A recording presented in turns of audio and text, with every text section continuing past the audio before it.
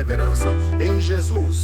Estava na ilha chamada Patmos, por causa da palavra de Deus e do testemunho de Jesus.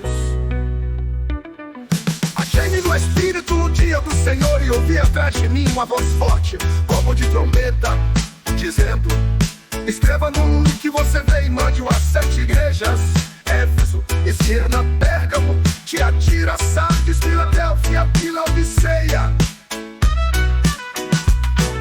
Voltei-me para ver quem falava comigo, e ao me voltar vi 7 candelabros de ouro, e no meio dos candelabros um semelhante ao Filho de Homem, com vestes talares e cingido à altura do peito com cinto de ouro.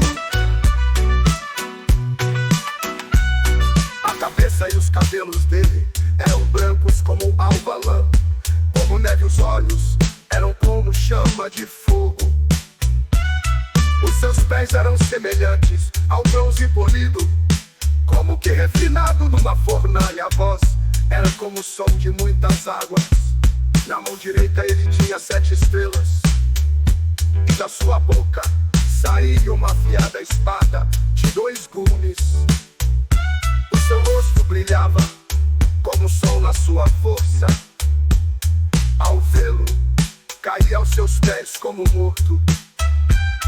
Porém, ele pôs sobre mim a mão direita, dizendo: não tenha medo, eu sou o primeiro e o último, e aquele que vive. Estive morto, mas eis que estou vivo para todo sempre, e tenho as chaves da morte e do inferno. Escreva, pois, as coisas que você viu, as que são e as que hão de acontecer depois destas.